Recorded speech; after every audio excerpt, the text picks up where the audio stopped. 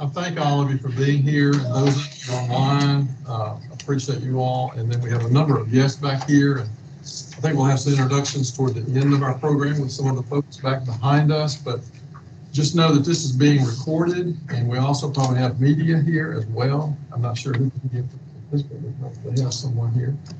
And so with that, I'm calling the meeting to order, and I'm going to ask Laura to do a roll call for us.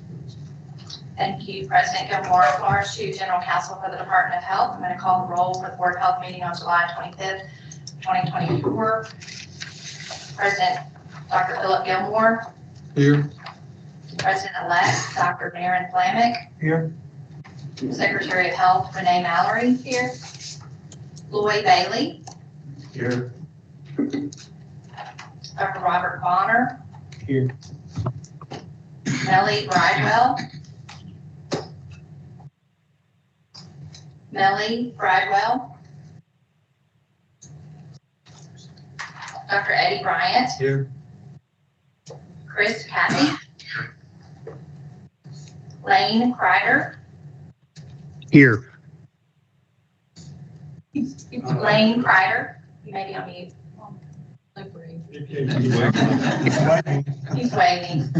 Dr. Dwayne Daniels. Dr. Dwayne Daniels. Here. I can see him lit up. He's there.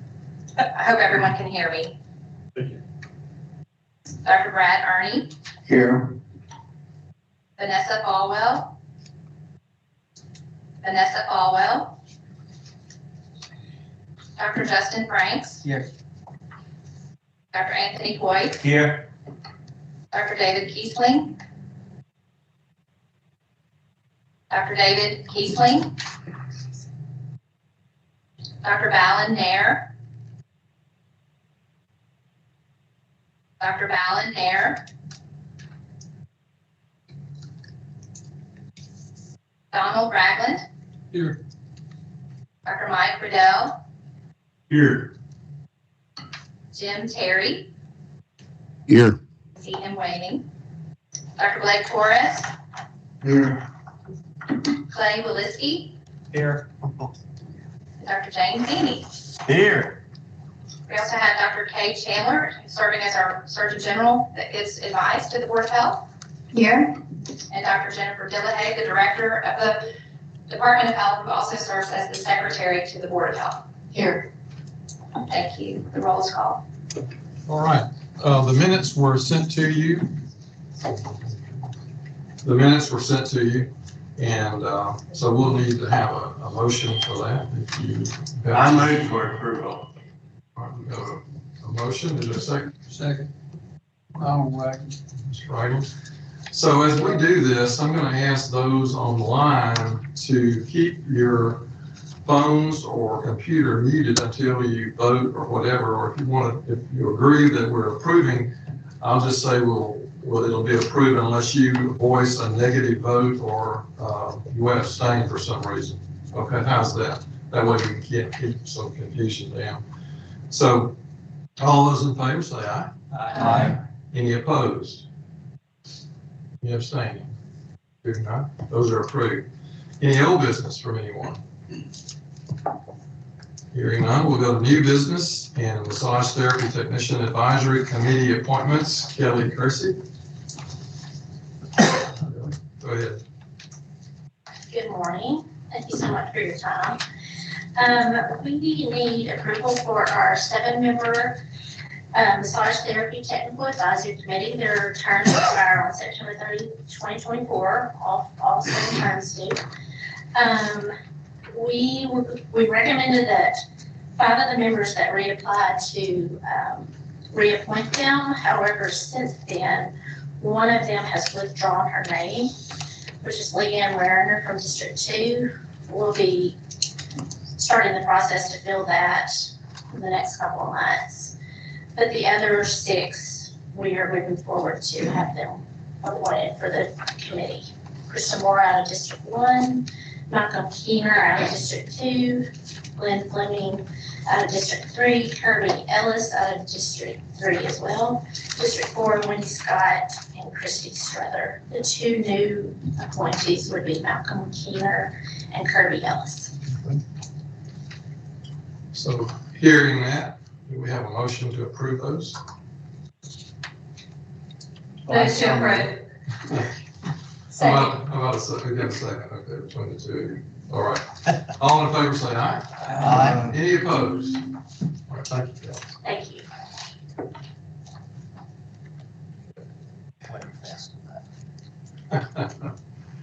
Okay, Child Health Advisory Committee report and recommendations. We have two presenters. Who is going to go first in that? Shanna or Shalita? Hey, Oh, both of them. good morning. All right.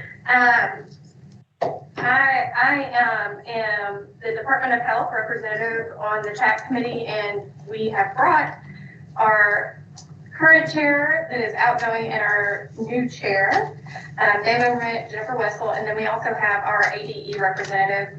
If there are any questions, we'll do our best to answer those questions as a group, but hopefully this will be pretty easy. So we are tasked with developing recommendations annually to improve the health and wellness of students at school. And there are typically 4 areas that we make these recommendations in, and they're physical health, so physical activity, physical education, nutrition, mental health, and child nutrition and wellness training. So you all should, I believe, have a copy of those, and we have gone through, you have fiscal year 23 and fiscal year 24. So for fiscal year 23 and 24, there was some changing of the guard in the TAC membership as well as in the chair position. So we did things a little bit differently from one year to the next, as the way it is whenever you have appointed positions. And for fiscal year 24, we reviewed all of our previous recommendations from 2015 on to see which ones of those had not already been implemented and which ones we thought still had merit to be implemented and be implemented as part of the rules process, which is what we will be asking for the fiscal year 24 recommendations. I will briefly go over some of these recommendations, and if you have any questions, feel free to ask me. And I'm a little sick, so I'm out of breath. So as far as mental health, we believe that there should be a protocol developed to assist schools and parents with the transition of students coming back to school after being at a residential facility, and then also a fact sheet for the guardians to understand what happens to that information when it is shared with the school. One of the next ones that we have on our list is regarding HIPAA and FERPA primer, and that has actually since already been developed since we developed this recommendation. So there is a HIPAA FERPA primer to assist Department of Ed, Department of Health, school-based health centers, any of those organizations where there is student health information shared either at the school level or at the physician level. So our recommendation there would actually just be that we maintain this document and that it continues to be accurate. We recommend that school districts provide access to youth mental health first aid training to all personnel, that they provide professional development regarding ACEs and what that could look like in a student and how it can impact their education. And previously there was a mental health professional development requirement, and that has shifted from just suicide awareness to overall mental health. So that's why we have focused on the ACEs aspect of that. As far as physical education, we would like for there to be a little bit more professional development, particularly for the first 2 years of licensure for anyone that is providing physical education courses or work with their students. We ask that there be a 6 hours minimum. And then we also would like to make the recommendation that those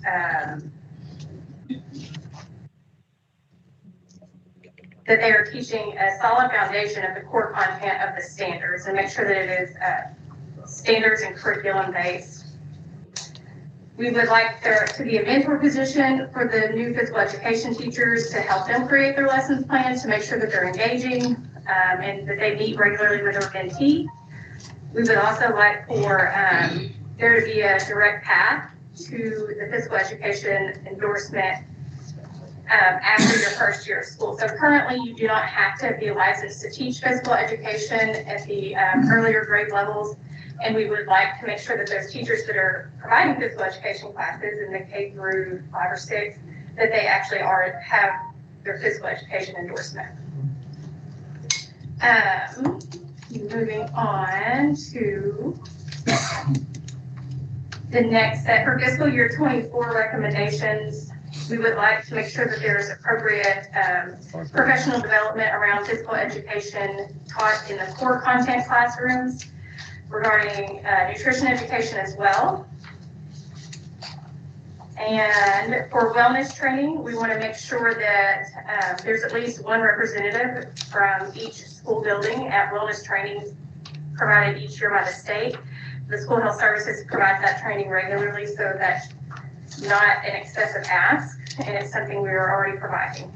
Superintendents and principals, we would like for them to have at least 1 hour of professional development every 2 years on the school wellness mandates. We would also like for the cafeteria facilities to be able to hold the whole student body whenever, so that they can implement the best practices for having recess and then lunch. And then we would also like to recommend that all schools that are eligible for community eligibility provision or CEP take advantage of that beginning in the 24-25 school year. Do we have any questions about any of these recommendations right now? I don't know if it's really a question, but just a comment. I really like what you're recommending. Yeah, I think it was in 2020 on the recommendations, it referred to the school wellness committees. And I haven't been really successful in the past in trying to find minutes of those meetings. I saw that that was noted that needed to be improved. Do you know if that has been, are those meeting minutes being distributed or taken at this time? So school districts have to make those meeting minutes available to anyone that asks. Some schools are really great about making it very accessible and it's on their website, while other schools keep it with whoever the school wellness committee chair is. So it's a little bit more of a process to find those minutes. Is there a certain school district that you're interested in? Just mainly, the area that I would probably be typically interested in, though I think it would be of general interest to know kind of what all the different ones are doing around the state. It would be mainly the Northwest. Immediate interest would be Northwest, but there would be an interest, statewide to see, what is being discussed, what maybe perhaps being implemented, what's working, what's challenging, that type of information. I have never attended one, so I'm just speculating. Okay, well, if you're interested in attending one, reach out to me or I'll reach out to you. I'm happy to get you in one. Do we have any other questions or comments? I have a question. It's my understanding there is no overall financial impact to this, implementing this. Is that right? So for most of these, there is no overall financial impact directly to Department of Education or a school district. This was clear. There may be some costs associated with getting a licensure to the teacher, but outside of direct costs to the ADE or a school district, for the most part, there is no additional cost. Yes. Can y'all hear us? Maybe on the cafeteria size could be a major cost. I don't think they can hear us on Zoom. Yes, we have recently been in discussion with the facilities team over at ADE to discuss that language, because the recommendation is based on a building level where they figure size based on the capacity of students. So we are going to tweak that and clean that up a little bit so that it is more in alignment with how they figure out size as is. Just because we know there are some school districts that have several buildings that use the same cafeteria, so what would that look like? So we, that was actually pointed out to us yesterday, and we'll be working to address that more wholly with the facilities team at ABE. Any other questions? Yes, Any other questions? yes. Can you hear us? I'm always find myself commenting on this, but I was reading through it. I think there was a rule for vending machines that it has to contain at least 50% healthy food. It kind of reminds me of the juice boxes that say, may contain 10% juice or this or that. Who actually makes the determination on what is considered healthy versus what is considered not healthy? And how does this apply to with the cafeteria meals, whether it's free lunches or, anything in the school lunch program? I would sort of like to know because, unfortunately, kids' waistlines seem to have expanded and, we're talking about even giving Ozempic or, semaglutide to kids. And I think it sets a very, very bad precedent because it all starts with your food. And who actually makes that determination? What is healthy and what is not? That is a wonderful question. So this recommendation is actually for the vending machines that are in the teachers' lounges. And because there are already so many recommendations and guidelines for vending machines if they are made available to students. So the USDA already regulates that very heavily if schools are receiving any sort of federal funding related to those school nutrition programs. Right. I remember reading about the smart snacks, and so I went online to look at what a smart snack was, and most of them I saw, in my opinion, did not seem very smart. Unless you want kids to have high sugar or you're pre-diabetic, that didn't seem that smart in my opinion. That is a larger conversation. Okay. But the Alliance for Healthier Generation does offer some guidelines for that for schools and their vending machines, even in teachers' lounges. But sure. I feel like I have to keep it on the front burner just a little bit whenever this comes up. We thank you. We're all working to make sure everybody stays, healthy on our school campuses. I appreciate that. Any further discussion? Yes. Question? Can you hear me? Can you hear me? Thank What? you. We have one. One more? I'm sorry. Sorry. Mr. Terry's trying to ask a question. Can you hear me? Unmute your phone. Okay. My question relates to the first, There you go. Yeah, I'm not on mute on my side. Okay, you're good then. Okay, you hear me? Yes. Okay. My question relates to well, first of all, forgive me, being new here. What is the legal effect of the state board accepting these recommendations? Do these become mandates and enforceable requirements, or these remain recommendations? They'll remain recommendations until we take, so the way the recommendations work is the CHAP develops the recommendations, they're presented to the Board of Health. You guys sign off or not. You guys provide guidance where it's needed. If we need to go back and rework things, we can. And then we can come back and present them. Once we get your approval, they then go to the Board of Education and they are presented there, and they can be presented as just recommendations, or as the fiscal year 24 recommendations are. We are hoping to get some of these amended to the rules, which is a process that will involve public comment on the ADE side and all of their regular processes for amending the rules. So right now they're just considered a best practice and a guideline until they're amended to the rules.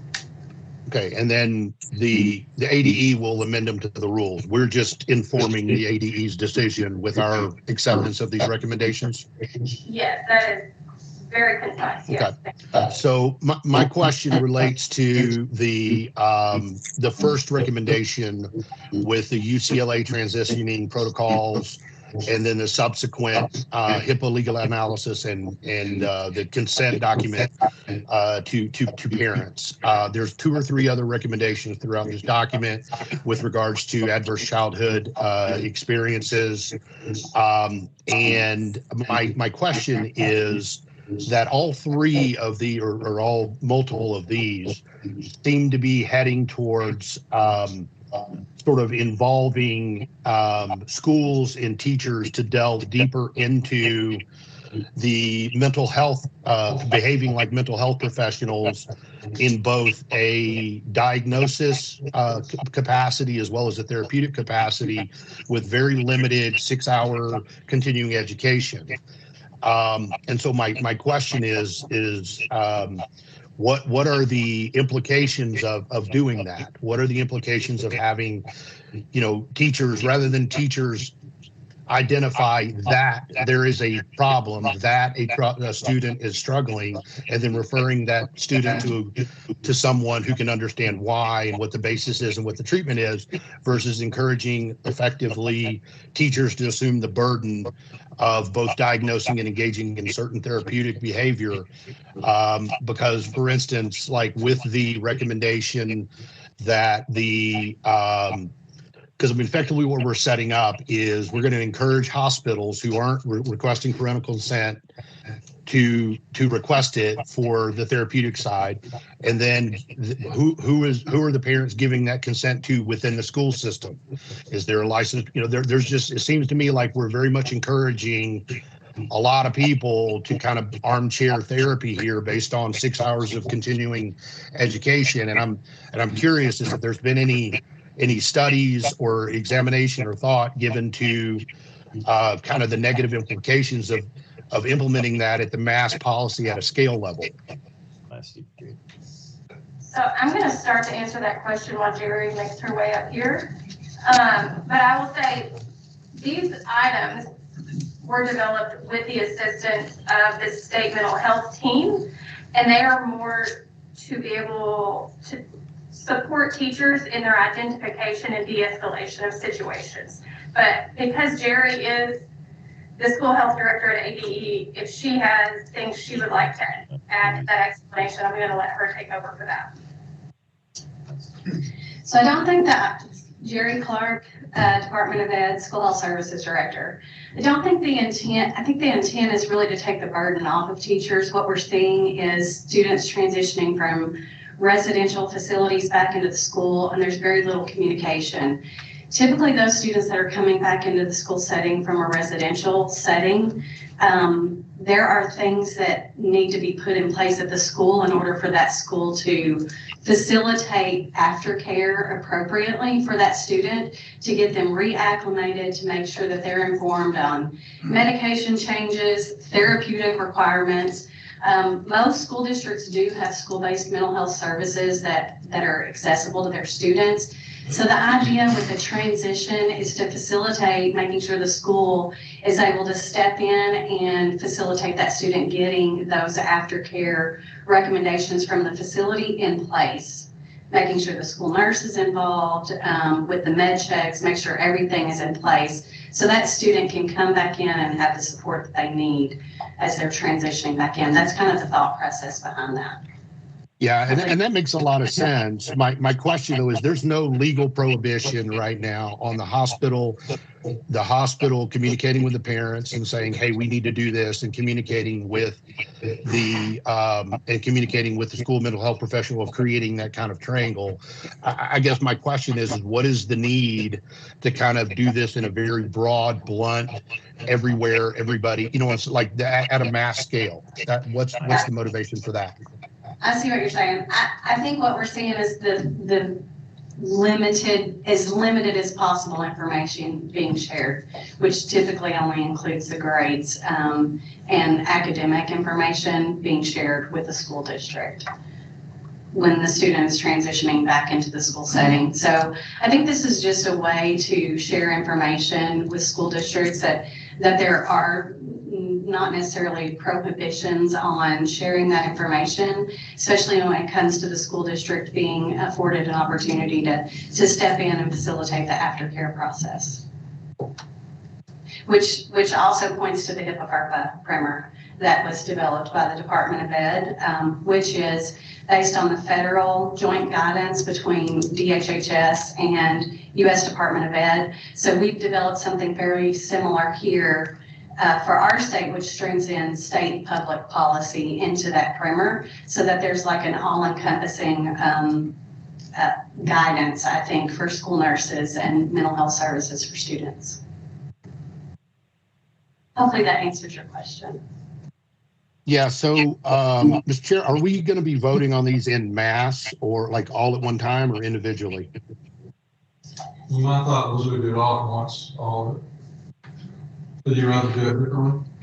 I don't think we need to do it individually, but I would sort of make a motion to remove or like vote separately on any of these that relate to mental health.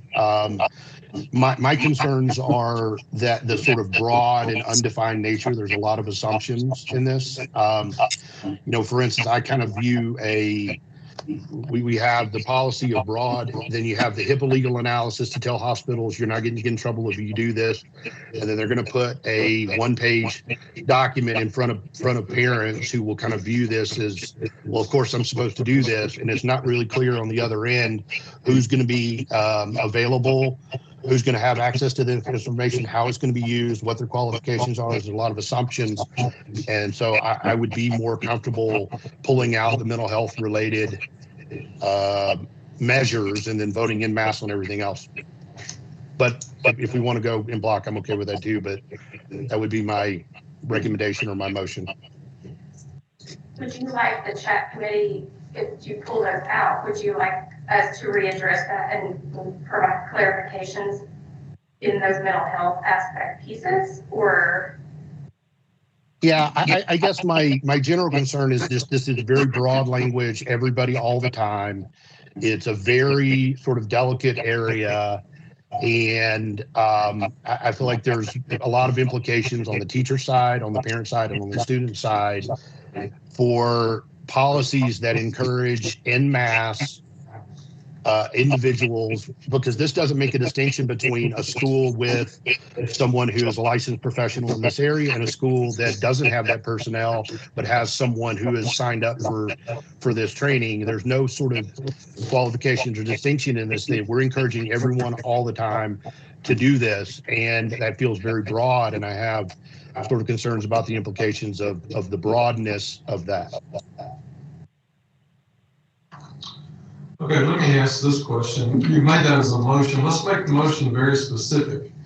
So that, then if we get a second for that, everybody will know what we're going to be voting on. So can you make that very specific? Okay, so let me, okay, so in risk, they're not really numbered in a way that I can reference them, but with respect to the recommendation for the UCLA transitioning and hospitalization to schools, with respect to the HIPAA legal analysis, with respect to the one-page consent document, with respect to the recommendation that all teachers encouraged to receive training on adverse childhood experiences and how to teach and identify signs and symptoms. With respect to all of those three, I would move that those be removed from the rest of the package that we're considering, of the recommendations that we're considering, and be sent back to staff for further further analysis, further questions, further presentation, further refinement, and in order that we can vote on the rest of the package in mass.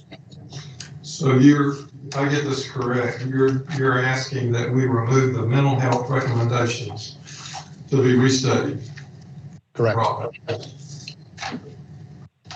Y'all understand that? So is there a second to that motion? May I ask a quick question before that? Confirming that the burden is placed on the individual school districts for developing the protocol. And basically the Department of Education is not going to develop a set protocol that will be disseminated out to all school districts. Is that correct? Yeah. In that case, I will second that motion. Okay, we have a motion and a second to remove the mental health recommendations from the packet. and vote on everything else as a whole. Is there a vote, discussion further on that? I would like some clarification in that. Does that mean this would go back for further study and then be re-presented to the board? That's how I understand it. That's what we would do. Is this going to cause a delay back to Department of Ed or anybody? Only for those mental health recommendations, the rest can still continue to move forward. Any other question, discussion? Following up on Dr. Bonner's comment on the cafeteria size, things that could have a big financial impact. How is that going to be handled? Is that something that you said that you may look at that again and come back with another recommendation? Or is that something that you want us to vote on now? I think it would be best to hold that one as well until we have more well-rounded guidance from the facilities team at ABE. Because potentially that one could have a huge financial burden on a school that doesn't have the facilities to do that. Yes, Or something. yes, aligning all the language with their language would be very helpful. Okay, so that's something else that you would table for now and. Yes, bring we back can do to us that, later. absolutely. Okay. I guess we'll need to amend the motion. Are you willing to amend the motion to include the cafeteria? Yes. Is this the 350 for every population, 350 population needed a separate cafeteria? Yes. Yes. Okay. All right, so we have an amended motion. So let's, okay, is there, we've got it already. Yeah, we've already got it. So all those in favor of the motion that's been amended to remove the mental health portion and the cafeteria portion and the specifics, which they understand, all in favor say aye. Aye. Any opposed? Any abstention? Okay, so it's approved. Thank you all so much. We appreciate your feedback and participation. All right, the next item on our agenda is the local grant trust fund, recommended awards and budget balance. And James Joyner is going to present that. But let me say this, in regards to that, Dr. Blake Torres, Boy Bailey, Lane Kreider, Dr. Flamick, and Donald Ragland have participated in that. And I just want to extend a big thank you because I know that some of you have been on more than one committee doing some of this. And Mr. Kreider, you're not going away yet. You're going to be on another one here in a second. So, so anyway, but thank you guys for participating in that very much. And with that, Mr. President. Thank you, sir. So I hate to start on a negative note, but there's a typo on this letter that's in the manual there, where it says July 1, 2025 balance. That should be 2024. That is the current balance July 1st. So that's an important clarification. Above that, the committee reviewed presentations from the units that are listed: Drew, Miller, Poins, and Pulaski, and a small request from Stone County to have basically a air conditioning unit for the network room. The first three are major renovation work. You can see from the listings, $647,000 for Drew, $500,000 for Miller, $300,000 for Poinsett County. North Little Rock is in process of constructing a new building, and they've asked for funding for that. So the recommendation is for $1.25 million for that. You see the total there. There's outpatient, joint period. Someone's on the phone or talking. Please mute your. No. Go ahead. Okay, and then the minor grant request that goes in. The last entry there, Clark County, is a project that's almost finished but did not finish in FY24, which ended June 30th. So that'll roll forward to this year, and we expect that to be finished soon. So the starting balance was $3.28 million thereabouts. You can see the recommended awards and the remaining projects, which leaves an FY25 balance of $589,928. So if there's questions about those, I'd be happy to answer them. Any questions, comments? I have a question. Yes.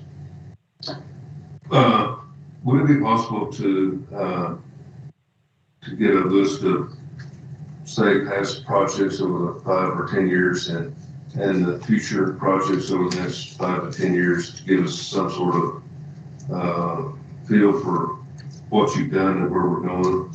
Yes, sir. So the past projects are easy. We have records of those. I can distribute that to you.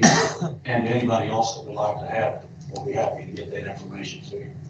The future projects, it changes year to year. We don't really know until we do an assessment request, and then we assess the facilities, and then we look at our money, or the committee does, not us, but the committee does, and then those decisions are made from there. So it's kind of hard to say what's coming in the future other than what we've got listed here. Yes, sir.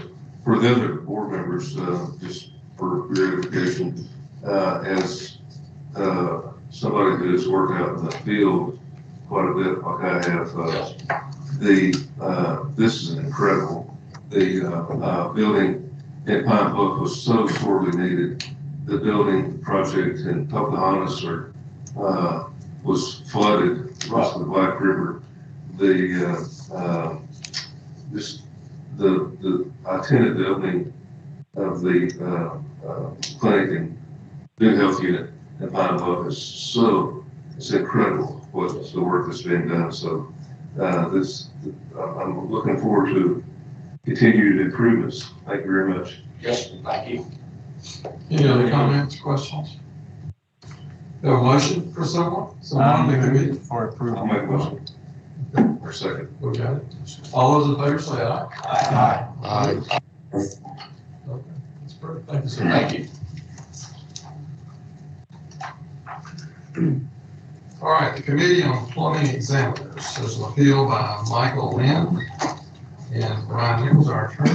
Good morning, Mr. President, members of the board, Mr. Paul Petty and Michael Lynn are on the Teams meeting. Mr. Petty, Mr. Lynn, can you all hear us? Yes. Can you hear us? Yes. If I may proceed? Yes. This is a appeal from a decision by the Committee of Plumbing Examiners. The hearing was held on January 5th of 2024. The hearing itself involved 10 allegations. There was 9 violations of the plumbing code and violation of the rules. There was testimony that the committee heard from Mr. Bill Sims, who is the state plumbing inspector with the supervisor for ADH. Mr. Nick Parrish, who is the state plumbing inspector for ADH. And Mr. Rick Mahan, who is director of plumbing and natural gas for ADH. And also Mr. Lynn, who is a master plumber, and Jordan Lynn, who is an apprentice plumber, I believe is also Mr. Lynn's son. Mr. Lynn was representing himself pro se in that particular proceeding. The committee was also presented with an evidentiary packet, which includes some statements and photographs. There were some bills and other things as well. The packet that the board received includes the notice of today's hearing, as well as the findings, facts, and conclusions involved in that previous hearing. There's also the hearing packet that was admitted into the record and the transcript from that particular procedure. And the order itself is contained in the board packet. Of the 9 violations at that proceeding, Mr. Lynn either admitted or didn't necessarily dispute 7 of them. Some of those included a failure to provide water pipe support that required intervals, terminating a drain waste system approximately 2 feet from the window, which could have allowed sewer gas to enter a home if the window was open. Also installing a 3/4-inch water distribution system, while 1.25 inch water system was the minimum required for the home. Also compromising the integrity of the truss support beam by drilling a hole through the beam, which is about 1.5 times larger than the size that would have been allowed. On top of that, other ones that were admitted were some of the most common requirements of and conditions of doing plumbing work in the state, which is to obtain a permit before starting a job, getting an inspection of the work before covering it up, and simply displaying this plumbing information on the vehicle that's used at the site. Mr. Lynn did dispute some of the findings that primarily they failed to provide a continuous load bearing support under the drain system, which Yes, I know. which also led to an additional finding of sagging of the drain pipes and the drainage sloping toward the home instead of the waste disposal system. The committee considered all the testimony and the evidence that was presented, and they found that the credible evidence supported those violations. After the hearing, the committee deliberated and they ultimately determined unanimously that considering the seriousness of the violations, which also caused additional expense to the homeowner, including having to bust up concrete to make repairs and getting another plumber out to make the repairs to the home, repairing the truss beam so that repairing the integrity of the truss beam. Also, they considered the fact that Lynn's a master plumber and he's been in business or been plumbing, according to his own testimony, for roughly 34 years. These are things that someone that's a master plumber would know. I mean, these are things that the apprentice plumber. And they decided to impose a fine of $7,500 and revoke Mr. Lynn's license. The license revocation, the committee found that Mr. Lynn demonstrated incompetence to hold an Arkansas Master Plumber license. And they took the totality of all the violations into consideration, as well as his experience, and that he failed to meet the minimum standards under state law for public health and safety. Well, we understand the board can impose any sentence or any penalty that they choose to impose. We would ask the board to uphold the committee's decision to $7,500 fine and the revocation of Mr. Lynn's license. With that, I'll turn it over to Mr. Petty for any arguments he has. Mr. Petty, let me just say this in the beginning. Let's limit our conversation from each of you for 5 minutes, just for sake of time and everything that's here. So if you can do that, please. I don't have any objection to the 5 minutes, but I think the board would be better informed if, in fact, I could have Mr. Lynn testify. Is that satisfactory? Yes, absolutely. Okay. Mike, say your name for me, please. My name is Michael Lynn. And Mike, what do you do for a living, sir? I am a master plumber. And how long have you been in the business? 35 years. And where all have you practiced? In Little Rock to Batesville to Searcy to Hot Springs to Memphis, pretty much anywhere you could drive. Do you do residential as well as commercial? I do. I did both. In this instance, you contracted with a lady by the name of Beverly Brown, is that correct? That is correct. And what were you to do for Miss Brown? I was supposed to do her plumbing. And what did you do? I roughed in her slab, and then I came back and done the top out, which was just the sewer and water. And why just the top out at that point? Well, she come in and I had drilled a hole, through the beam that we're talking about. And she informed me that I could drill a hole, 2.5-inch hole through that beam. And I told her that, we had to drill a 3.5-inch hole because there was a toilet right above the laminated beam, which was my plumbing wall. And they had put that laminated beam in the plumbing wall due to the fact of moving the top portion of the house over. So did you then in fact drill a 3.5-inch hole through that beam? I did drill a hole through the beam and hook the plumbing up. Then what happened? And then she comes in and sees that I drilled a 3.5-inch hole through the beam. She asked me to get down off the ladder and to load my stuff onto the truck because I'm calling an engineer, and she was afraid her house was going to fall. Mr. Lynn, was there an issue regarding some pipes that were bent or bellied? Yes, sir. Yes, sir. There was a radon pad put in after I had plumbed this slab, and The radon pad was bundles, 5-foot bundles, 18 inches wide. That was just off of the wall inside the house under the concrete, which was right on top of my plumbing. All the concrete that they busted up is where the radon pad was setting on top of the plumbing, and they used an orange tractor to carry them 5-foot bundles into the slab, and they ran over the plumbing ditches, which caused it to belly. So why couldn't that have been your equipment?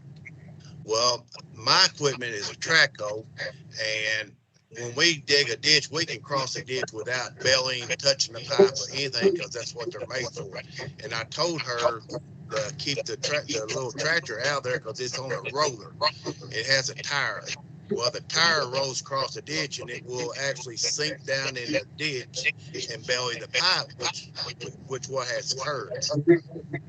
As to the complaints made by Ms. Brown, what do you acknowledge that you did improperly? Well, the water line was actually too small. Did not catch that, but I could have fixed it just as well, getting fired.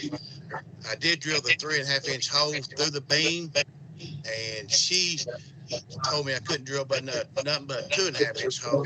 And on the inspection, I did get inspection, but I did do an inspection of my own, which I aired the soil pipe up, and I graded the ditch and backfilled it and put everything in order. Mr. Lynn, do you understand that it's your belief that these sanctions are too harsh?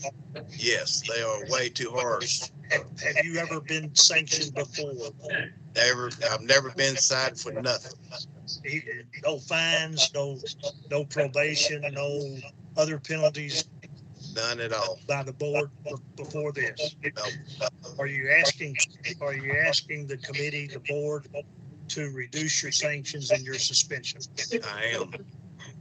To what's already been imposed, to the 6 months that's passed? Yes. That's my 5 minutes. All right, thank you very much, Mr. Nichols. What further? This is the same information that has been presented to the board in the back. This is the same information that's been presented to the board in the transcript. And I don't have any. Are there any of the board members that were on the committee? No, this was the subcommittee of the committee of plumbing examiners. I do have one thing that I need to correct. Mr. Lynn indicated he had never been fined or had any complaints or anything else. That's not accurate. There is a consent order with Mr. Lynn from 2007. This issue was addressed, and it's also in the transcript as well. Outside of that, I don't have anything else to present that's. It was about but he was like crazy. Okay, I'm gonna let you mute your conversation there if you would. So, any questions, concerns, Mr. Nichols here on the situation? Is this a revocation of his plumbing license or a suspension? It's a revocation. Now, it's revocation in the sense that his license will be revoked, but come back after a year of petition to retake the exam. Okay, so he has a chance to correct this, come back and reapply for a plumbing license? Yes, he would have to take the exam again. Okay. But it's a year time. Okay, I just wanted to make sure whether it's a permanent revocation. Thank you. Yeah, it's just a 1-year revocation. Yes. When he reapplies, he comes right back in as a master plumber. He would have to take the exam he would have to take a master plumber exam again. Yes, so when he passes that, he comes right back at the same status he was as a master plumber. Correct. I believe so, yes. Question, if I may. Sure. Mr. Lynn, can you provide to the board why you did not pull a permit? Could you say that again? So violation number 1, Arkansas Plumbing Code 106.1 requires plumbers to pull a permit. Why did you not pull one? Well, it was late in the day, and I did my own inspection, and I had Daryl, which Daryl don't want to admit to it, but I did call Daryl, and so he never came out, and I went ahead and done my own inspection and covered up. Thank you. Any other comments, questions before we ask for a motion? What's your pleasure? Need a motion? I'll make a motion to approve the recommendations of the. Recommendation of the subcommittee. Is there a second to that? I'll second. All those in favor say aye. Aye. Any opposed? Any opposed? So it's approved. Thank you, gentlemen. I think you heard the motion, and it was approved. We're recommending what was brought forward, so we wish you well, sir. And Mr. Randy will, your copy of the order that we'll have. I'll see an order from the board. Is that right, Mr. Nichols? Yes, sir. I can then mail to you if you won't get it till next week. Yes, sir. Thank the board for their time. Thank you. Appreciate it. Right. If you could mute your phone there, that'd be great. So we've got an administrative hearing on the public drinking water system. It's a subcommittee, and those involved with that was Mr. Kreider, Donald Ragland, and Dr. Chris Cathy. And again, I want to say thank you to you guys, and I know you spent a lot of time on that. And so I'm going to ask Mr. Rogers, our Deputy General Counsel, to report. Thank you, Mr. President, and good morning. We have before you 3 water systems. The first 2 are Helena, West Helena, which is a combined city government, and so we'll consider those, but they'll be voted on separately. So in your packet, you should have findings of fact, proposed findings of fact, and we'll start with Helena. And those, we had a hearing last month on June 26th at room 902 across the hall. I have the transcripts and exhibits, which I emailed to you last week, I believe. Also, we have letters of support in favor of the consent decrees in Helena and West Helena, and I emailed you a letter of support from Mr. John Edwards, the General Counsel and Economic Development Director of Helena Harbor and the Phillips County Port Authority. And I want to recognize Mr. Edwards, the distinguished Mr. Edwards, who's sitting there, and his letter. If anyone needs another copy of it, I have those here if you want to review it. Also, I have Ms. Duncan Daniel, President, and she brought a letter this morning, which I believe I passed out to you all. I'm sorry for those on the call. She just came in last evening from New York, I believe, and so we can email that to you later. I did pass out hard copies of her letter that she presented this morning in support of the consent decree as well. So everyone is in support, and so, but if you don't mind, I'll go ahead and read the letter. I believe that'd be appropriate if that's allowed, Mr. President, the one that we just received a few minutes ago. It's dated July 18, 2024 to Arkansas State Board of Health. Attention, Reginald Rogers, Esquire, subject consent decrees regarding Helena and West Helena public drinking water systems. They're members of the board. I'm writing today to express my thanks to the Arkansas Department of Health, bringing attention to the water crisis in Helena, West Helena, Arkansas. This has been a tough time for so many, especially our elderly and our young children. Helena, West Helena is a county seat of Phillips County. The future of the county depends so much on what happens to this city. We need and must have safe water to drink. I want our local officials to be treated fairly, and I want the health rules to be followed. I thank the Arkansas Department of Health officials have been very fair to our local leaders from what I have read and heard. Do not forget us now as you fill your role to protect the health of our people. Sincerely, Dr. Day.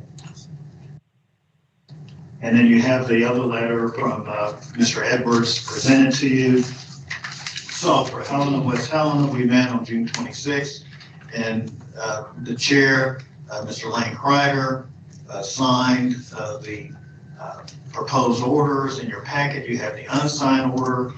We do have the signed order that will be added officially to the proceedings today, the signed order from the chair of the committee, Lane Kreider.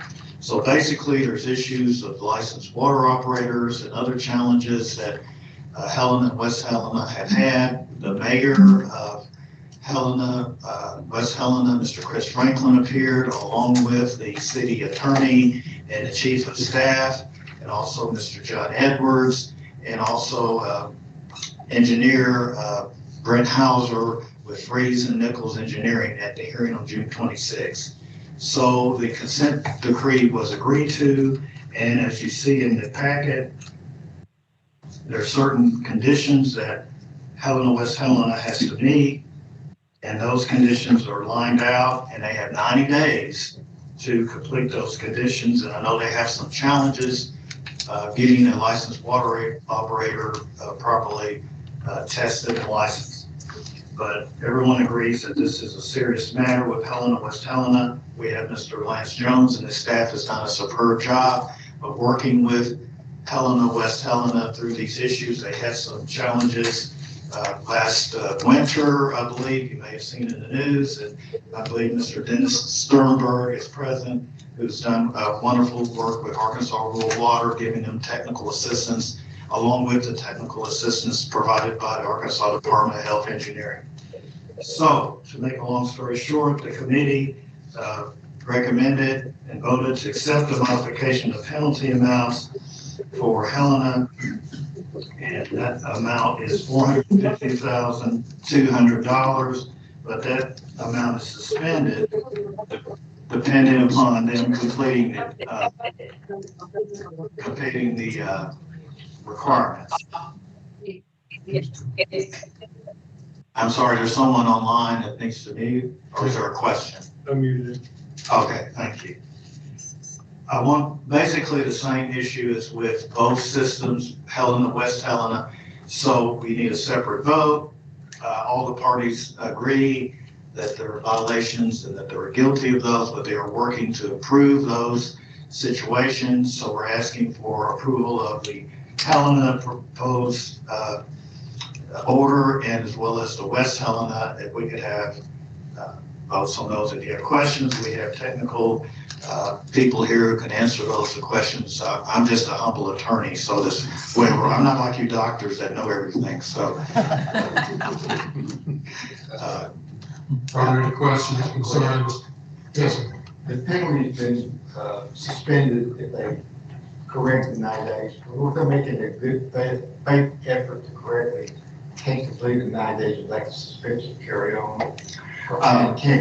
My understanding is the department has always believed in education and seeing people making efforts. I defer to our wonderful Secretary of Health, and as I always do in all matters. And so whatever she says, if she says we can give them, and then consult with the president of the board. So.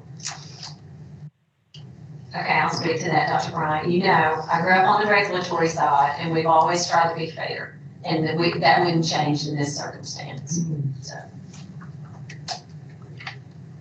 I noticed in the Edwards letter, he referenced funding, working with Bozeman to get funding.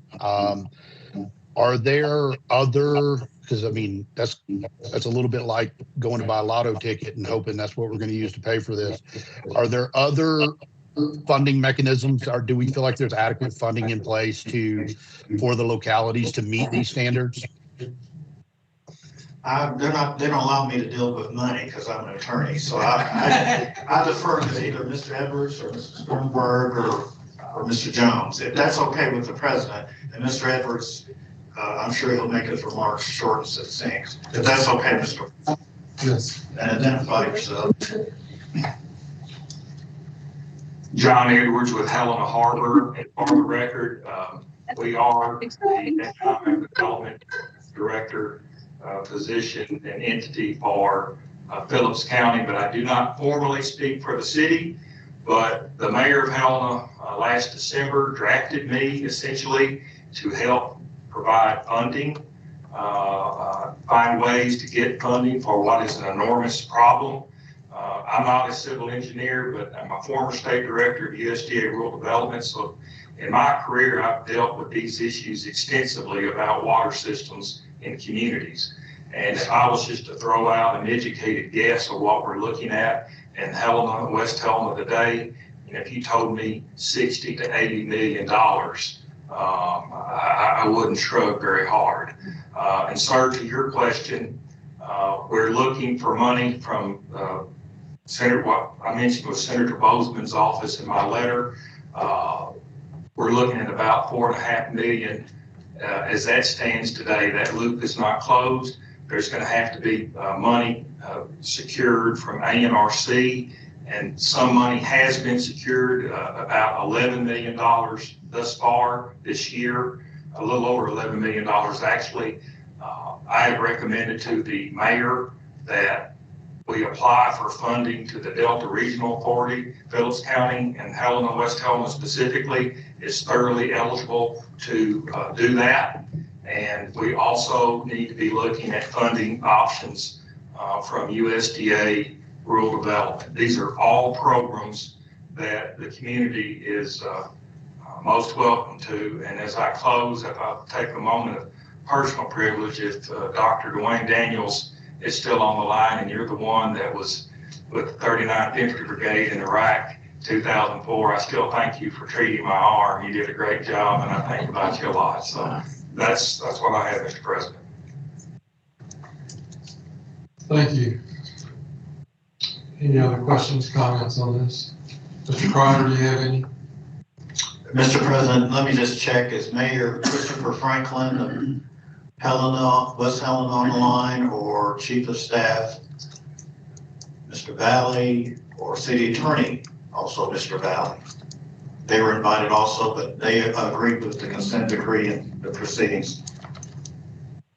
Well, I think it's good that we've got agreement on the consent decree. So, anyway, if I can have a motion for that to approve, we're going to do these individually, correct? If we could, Helena, and then so Helena would be the first one. Could I have a motion on Helena? So Dr. C. Motion. We got a second to that. Second. All right, all in favor, say aye. Aye. There we go. So now let's go to West Helena Waterworks. Need a motion. Mr. President. Okay. I had a comment about the West Helena order. I believe it may have come in from my end, but there are 2 pages in the PDF that are missing. We can certainly get that corrected, but I wanted that noted for the minutes. I think pages 4 and 5 were left out of the signed order. Okay, we'll get that. That's changed in the final that'll be presented to Mr. President Gilmore. So thank you. Okay, perfect. Again, thank you for serving in that capacity with your expertise as an engineer. So that helps. Yes, sir. My pleasure. All those in favor say aye. Aye. Any opposed? Aye. All right. Strong. That was another system that has issues with water operation, and we had a hearing, and the mayor of Strong appeared, Mr. Darrell Howell, along with the water operator, Mr. I believe Jimmy Hargis. And they said there were communication issues, is why they didn't sign the consent decree. And so they agreed to the violations. We did have the hearing, and they presented some evidence that they were trying to make improvements in the system. So this is a system that also is behind on paying what's called the public water service fees. And so that's another part of the penalty. So the proposal is to, again, suspend the penalties that we are requesting in the proposed order contingent on compliance with all applicable drinking water rules. So it's a civil penalty of $185,400, contingent on their continued compliance with all applicable public drinking water rules. And they also found that the public water service fees of $3,333.60 is overdue. And I believe there's another payment. These are yearly payments, I believe, Mr. Jones can correct me, Lance Jones, that every water system that applies must pay. And they also agreed to catch up on that $3,333.60.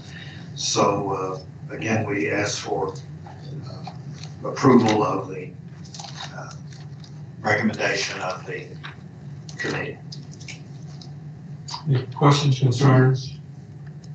We need a motion for Helen, for Strong, I'm sorry. Strong. I so move. Okay. All in favor, say aye. Aye. Any opposed? Please take a minute, please. Did you get a motion second on the West Elm? I did, Mr. President, I did. Okay. Okay, you got this. So that concludes the new business. Any other business that we have that anybody would like to bring up at this time? Administrative updates. Dr. Bala, you're on. 5-year strategic plan. Thank you, Mr. President.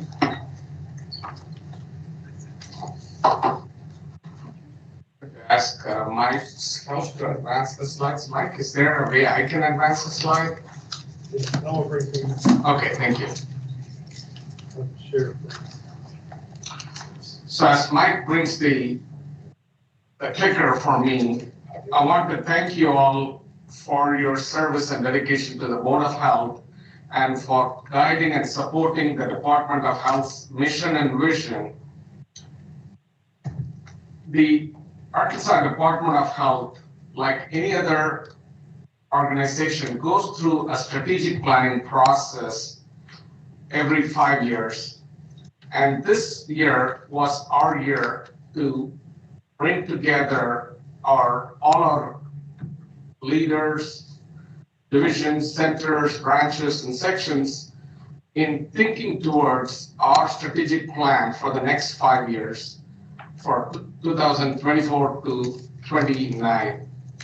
The idea of strategic plan for any organization is to develop a visionary roadmap so the agency or organization does not lose sight on where they are heading. Oftentimes, organizations has its own life cycle.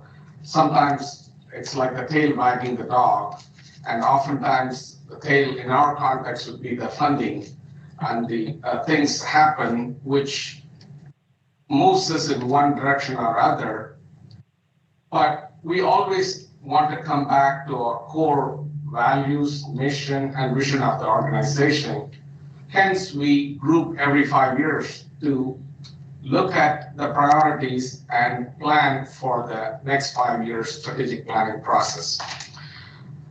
So on May 17th, through our direction of our Secretary of Health, Renee Mallory, Director, Dr. Jennifer Delahaye, and our leadership at the Department of Health, key leaders across the Department of Health convened for a day-long strategic planning meeting. And I'm going to give you some high-level outputs on where we are in the strategic planning process and where we are heading for the years to come. So I had mentioned already what is a strategic plan. It helps address some of the state's chief public health needs while allowing the agency to adapt to a changing environment. And oftentimes, for the health department, a changing environment could be something that happened 4 or 5 years ago, called COVID, or anything of that sort of magnitude which can change your direction. But again, we regroup and bring back to realize our core mission, vision, and our direction. And also, it helps the state health department and its stakeholders to have a bigger picture on where we are headed and what are some of the concrete measures we can lay out so we know that we are heading in that direction. As you all know, as Board of Health members, the Department of Health is one of the executive branch of the Office of the Governor of Arkansas. And our mission is to protect and improve the health and well-being of all Arkansans. And our vision is to have an optimum health for all Arkansans to achieve maximum personal, economic, and social impact. And we have our core values and guiding principles are listed as guiding principles in our websites for you all to look through as your time permits. But one other important aspect of a strategic plan for our agency, especially, is Arkansas Department of Health is a public health accredited agency. We are accredited by FAB, so they expect some measures or expect some standards. And one of the standards they expect us is the strategic plan, which falls in one of the 10 domains the FAB, our accrediting body, recommends. So how is our strategic plan or direction is developed or organized? In the fall of 2024, we conducted an ADH all-staff survey, which includes almost 3,000 employees of ours, listened to them on what are the key health outcomes or health behaviors they think we need to focus as an agency. And of course, being an executive branch of the governor, we have a pulse from our leadership at the governor's office and our leadership at the Department of Health. So it's a combination of these which helps us to decide or helps us to guide developing the priority areas. So just to give you a high-level overview on the health outcomes, the employees, the ADH employees thought based on the fall staff survey were some of the top 5 issues were obesity, opioids, illicit substance overdose, diabetes, suicide, maternal and infant mortality.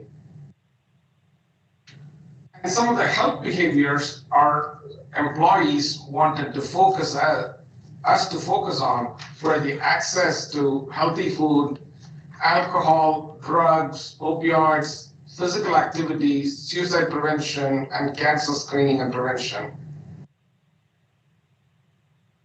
And as I mentioned, the process, we used that data, listened to our leadership across the agency and also from the governor's office. And during the strategic planning process, we picked these as 5 priority areas for the next 5 years. As you all know, health is a broad umbrella, and it's a huge elephant. And like the old sayings goes, how do you eat an elephant? It's one bite at a time. So the 5 priority areas we picked were diabetes, heart health, sexually transmitted diseases, women's and maternal health, and youth tobacco use. In the next few slides, I'm going to illustrate how each areas came about to be of priority. So we'll start with diabetes. Arkansas is at the epicenter of diabetes, poor heart health, and you name it, a lot of the cardiometabolic diseases. And it stems a lot from the socioeconomic challenges, from our cultural diet, lack of activity, resources, and so forth. And diabetes prevalence has really crept up over the past decade or so, with about 1 in 6 Arkansans are diagnosed with diabetes. The fact is, for every Arkansan who's diagnosed with diabetes, there remains 1 to 2 who are undiagnosed, and another 1 to 2 who have prediabetes, which is a precursor for diabetes. And this is taking a toll. Diabetes is a systemic disease. I'm a family and preventive medicine physician. If you ask any primary care doc, diabetes and high blood pressure are bread and butter of primary care, and that's the biggest public health challenges or health challenges for our state, consuming a lot of monies for the healthcare, workforce, economic development, you name it. So some of the key strategies the group has identified is to increase access and use of diabetes prevention program.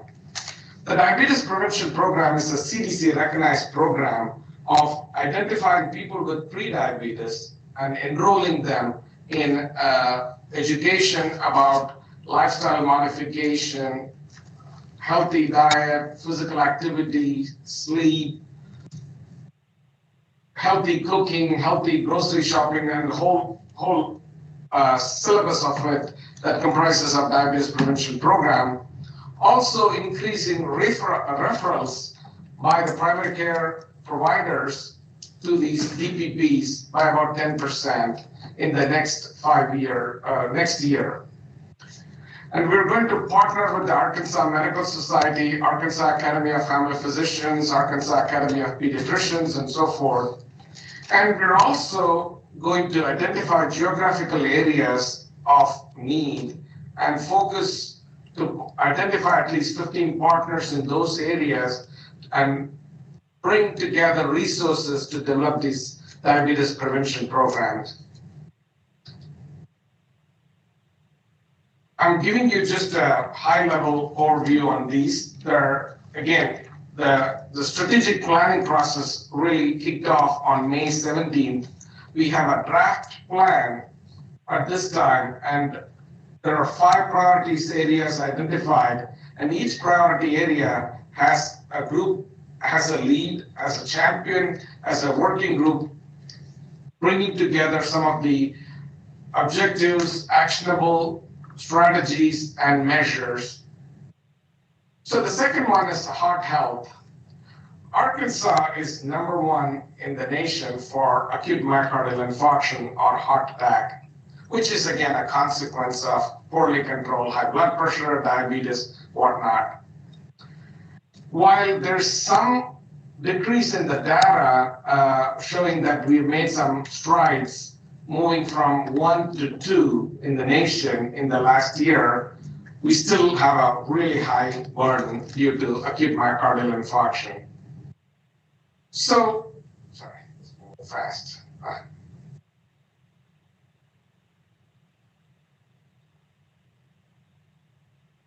So some of the strategies the work group has initially identified are to increase community education about stroke and heart attack symptoms and increase use of 911. That is one of the biggest challenges in Arkansas because we know from our behavioral risk factor surveys in the past, only about 40% of Arkansans recognize all 5 signs and symptoms of heart attack or stroke, and less than half of them said that they would call 911 to go to the hospital if they have any signs and symptoms of stroke or heart attack. So we have a lot of challenges ahead and opportunities to work. And we also have a successful trauma system implemented through Board of Health's help and through the legislature. And we are moving from a trauma system to an acute time-sensitive system, similar to other states like Louisiana and Missouri did, where they've expanded the principles of trauma system readiness to stroke and heart attack as well.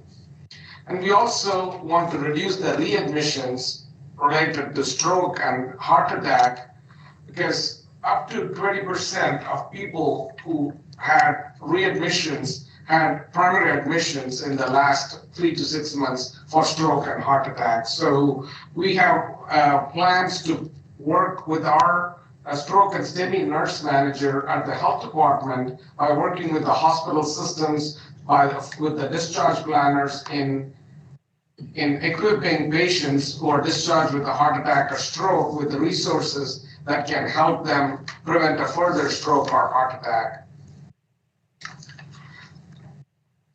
Yes, Dr. Adel. Am I allowed to interrupt your presentation? I just have one question about the cardiac disease. Regarding maternal mortality, one of the biggest risk factors is cardiac disease. And there has been recently hair bundles that have been advocated that for hypertension, hemorrhage. One of them has been for cardiac care. I think I shared with you several weeks ago this algorithm that, what do you think about that? It's like takes less than 60 seconds to complete for every new OB at the onset of their prenatal care, because most women who are later diagnosed with cardiac disease weren't aware that they had any risk factors for cardiac disease. I think that's an excellent point, and you had shared the article with me.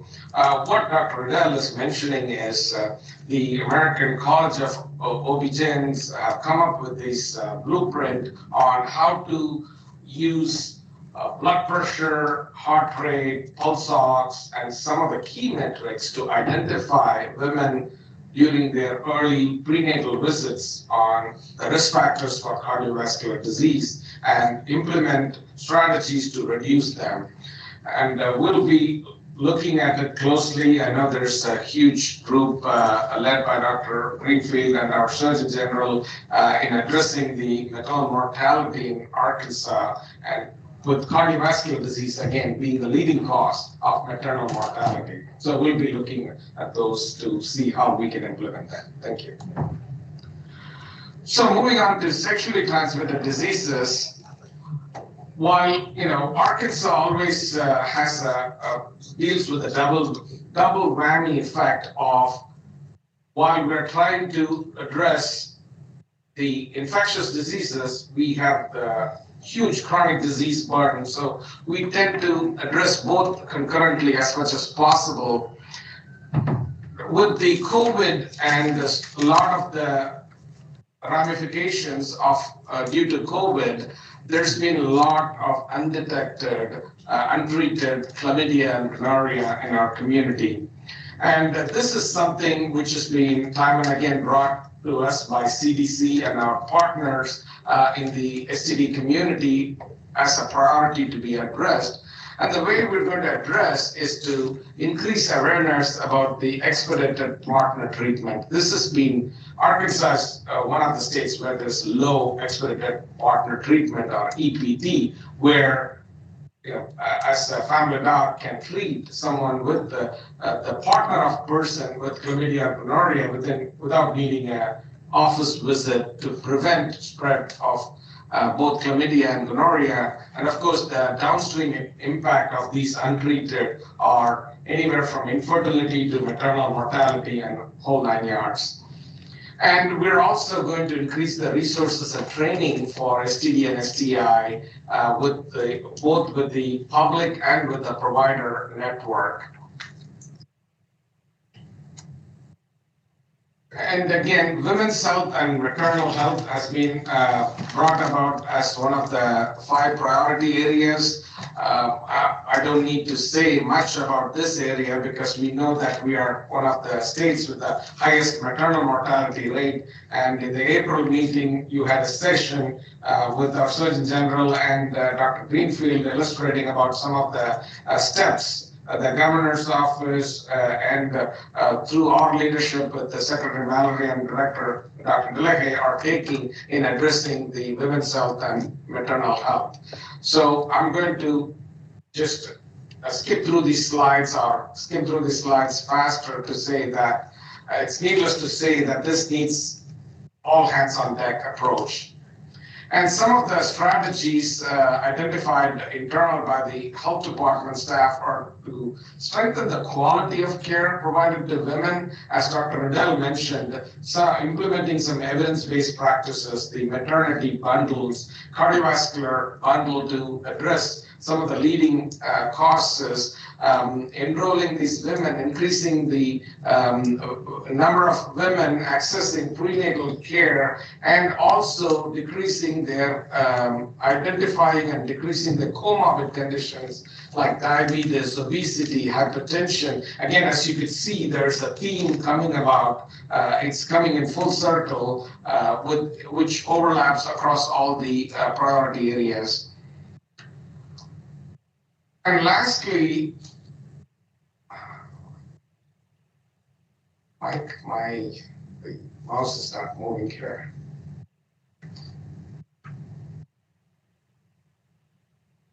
Right. Lastly, the priority areas we picked, the strategic planning group picked was the youth tobacco use.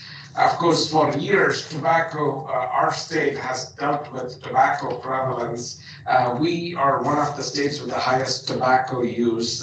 Close to 30% of Arkansas adults use some form of tobacco, either cigarettes or e-cigarettes or chewing tobacco or whatnot. So it is a big task to take on. One of the concerning area within tobacco use is the youth tobacco use with the increase in e-cigarettes.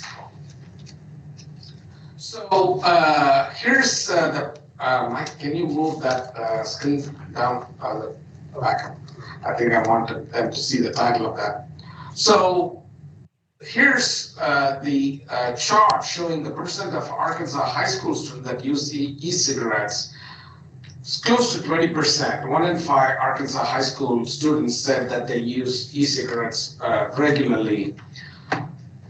10 years ago, the cigarette use was about 20%. Now it's about less than 5%. So all the gains we made in decreasing cigarette use among our youth, we are losing ground to e-cigarettes. And that's one of the reasons the ADH picked this as one of the priority areas to address in the next 5 years. And we have a curriculum developed called Coral Reef. The average age of tobacco initiation in Arkansas is somewhere between 12 and 13. So we have to go earlier than that to address the elementary school students about the harmful effects of any form of nicotine, cigarettes, e-cigarettes, and all. So we are working with our hometown health coalitions, our school nurse counselors, and our Department of Ed in promoting that education among our schools. And we are reaching out to further partners to reach our outreach efforts. So these are some of the high-level overviews. I think it's still stuck now. Thank you. So the next steps, as I mentioned, this has been the work in the last 2 months, developing from the development of the strategic plan. Now the groups will meet virtually to develop strategies and key activities and have some measurable outcomes. And these will be added to the ADH scorecard, which will have a public-facing domain, so public can see where we are heading as an agency. The initial plan, as I mentioned, was completed on June 30th, 2024, but the work will be ongoing through our virtual meetings in getting to the strategies and activities, but also implementing these strategies and activities over the next 5 years to mitigate the burden of these 5 priority areas identified through our strategic planning process. So with that, I'll stop, and I'm glad to answer any of your questions. If I may, and I'll take just a moment, I'll try to be brief, but if I can, I'd like to tell about a counseling session I had the other day. This is related to diabetes. So I'm at the counter and I'm counseling on a once weekly injectable. Middle-aged female made the comment, managing my diabetes has become way easier. And my initial thought as practitioner was, well, that's great. We now have once weekly injectables and continuous glucose monitors. This patient used to be on 3 times daily insulin injections, along with 3 times daily blood glucose checks. And so now she's shifted into this lifestyle of having an app on her phone that checks her sugar and a once weekly injectable. So I paint that picture to ask this, and I don't mean it directly, but our numbers for diabetes are not trending in the right direction. And so, Dr. Molly, are we creating a lifestyle complacency towards diabetes, right? To where we're at 1 in 6, it's probably really 1 in 5 or 1 in 4, as you alluded to, that are undiagnosed. My concern from a rural health and public health standpoint is that we are potentially not selling a strong enough message. And so when you look at advertisements for injectables or diabetes management, what is it? It's all these happy people getting on buses and taking care of their grandkids. Now contrast that with smoking. What do you see? You see a person who's in a wheelchair or has a trait and they're speaking through it. And I'm not all for scare tactics, but I would like your commentary. Is our message on the risk of diabetes maybe not being painted strong enough? You know, whether it's amputations or eye complications or kidney failure, you know, what messaging should we change or potentially look at to change in order to reverse that trend line and move it more towards the, you know, center of the trend line? Well, those are great points. I have to mention that if anyone has watched the Jardians commercial, that looks like the happiest person I have type 2 diabetes, and this lady is dancing around. So, and that's by the industry, the pharmaceutical industry. So it is an uphill battle with diabetes, and Mr. Walensky is very passionate about this. We've talked about it. Lifestyle, you know, you cannot outrun a bad diet. And likewise, these GLP-1, GIP, newer medications are really enticing patients who have instant gratification of losing weight while not having a long-term perspective on if you have to maintain the initial weight loss, you'll have to change the lifestyle, either healthy eating, healthy grocery stock, lifestyle, physical activity, and so forth. One of our challenges is the funding. This is one of the tasks the group has taken on, is to look for funding opportunities, both statewide across the nation, to do a public health campaign, as you mentioned, on the dark side, or the negative side of amputation, blindness, because it is a leading cause of blindness, amputations, kidney failure. Pretty much Arkansas, probably per capita, has the largest number of dialysis centers, and diabetes is the leading cause of it. So it is an uphill battle. You are spot on in your observation. Public health community is aware of it. But there's some challenges we are fighting with from the resource perspective and also the industry, which is making these campaigns more. I had a quick question. With women's health key strategies at 1A, was there any discussion in formulating the goals regarding post-delivery, strengthening of that aspect, maybe follow-up? Well, I'm sure they are meeting it. I can revert back to if the Surgeon General wants to address, or Dr. Adele, on some of our efforts from the group's efforts on postpartum care. Yes, that's definitely part of the strategic plan to increase the care postpartum, so that we make sure women get in. We were even talking about making, phone calls afterwards, because those are things that are really helpful, because oftentimes women don't come back because they're so busy taking care of the baby. And then there's a lot of it that happens afterwards. So that's definitely on the radar, and we're definitely going to be considering that. Oh, yes, Dr. Ball, I'm glad that this is being brought up. So out of all of the, I guess, the five diseases, the 5 issues that you're focusing on, wouldn't you agree that at least 3 of them are rooted around metabolic health? Absolutely, yeah. And of course, I think everyone in this room probably knows the incestuous relationship that exists between large interests who produce food and effectively fatten up the population, so to speak, and the relationship that exists too with pharma coming in with an injection and painting it to be a miracle cure.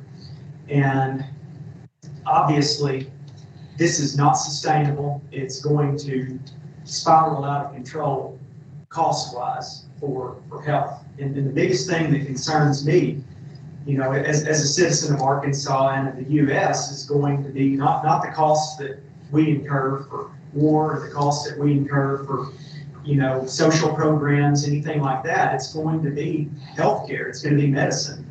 And, what would be the feasibility in, at least for the state of Arkansas, testing something out, maybe at the PCP level, where you do a blood test and it's very comprehensive, and we're talking, maybe check PSA, because we know prostate cancer is a huge issue, like with, men, any type of, any type of test. It's very comprehensive, that you can take everything you can out of that drop of blood, whether it's fasting insulin, A1C, anything that basically is a predeterminant to, cancer or metabolic issues. And I say that because it's like the analogy that you get your vehicle's oil changed at a certain interval, and that's the best sort of determinant you have for figuring out, is my car going to last, or is the engine going to blow, or one thing seems to lead to another. But the easiest prevention is to do, small maintenance. So it's not $1,000, $1,500 problem every time you go to the mechanic. What would it be to get like a blood test that could be administered at the PCP level that is just super comprehensive, that would do like lab level testing? Yeah, so that's a great question. So for diabetes, there's a screener for pre-diabetes. The CDC pushes every primary care physicians to screen people for pre-diabetes, because that's the phase of intervention. So you can institute lifestyle modification and whatnot to prevent them. These are the people with the A1C between 5.7 to 6.4. And also have a blood test if they are at risk of prediabetes based on the questionnaire. The problem now is a lot of, there is some level of denial from the patient perspective in not wanting to pursue. Well, somehow they visually, a lot of people think that they may not get diabetes unless they change their lifestyle. And also from the provider end, not universally implementing it through EMR, these prevention upstream measures like prediabetes screening and testing. And then there is a third arm of it, which is we started discussing about the pharmaceutical things. Of course, all these newer GLP-1, GIPs, all the Wegovy, Mounjaro, all these agents are covered only for people with diabetes, not people who have obesity or any pre-diabetes markers. So I'm going to keep the comment brief. We have a health system which is sick care system, rather than going upstream to preventing that. But I'll leave it at that. come back and say that at the health department, we want, our primary focus is on prevention for all these 5 priority areas. With the diabetes, that group is wanting to partner with all the medical society, AFB, pediatrics in screening, emphasizing screening for prediabetes and referring to them for lifestyle modification, which is the diabetes prevention program. Having said that, the resources are far and few. So that's where our challenge as a state, even as a nation, happens. We need more substantial investment and redirection. I'm glad our strategic plan is taking a bold step in addressing that, and hopefully our effort, concerted effort, will bear fruits in the next 5 years. Can I just make a comment? About the lab test, one of the issues we face in practice is that insurance doesn't cover hemoglobin A1C on a routine screen. It's just a few tests, and that's not on it. And so then patients have to pay out of pocket. So that, I mean, you can code for it, and I'm sure Dr. Zink, several doctors here know that, but that's a hurdle we have. Yeah, and thank you for addressing that. You know, by the time you get to your PCP and your fasting glucose, say it's 140 or 150, it's too late. You're probably already diabetic, and you've had years that you could have prevented that. And you know, and I do understand that with insurance failing to cover it. However, it seems like it's far less of a cost from an insurance standpoint than a $1,200 a month GLP-2 semi-glutide injection. Just in my opinion, but it would seem like maybe Arkansas is the correct size state that fits we kind of fit that demographic issue that we would be a good test bed compared to maybe other states. And let's see how it works here. Let's see if we can go from 49th to maybe 25th or 30th. You know, small victories. We don't have to be Colorado, but we can be better than where we're at now. I think with the same time we need to move forward. We have enough presenter. Dr. Bala, great job. Thank you, sir. Thank you. All right.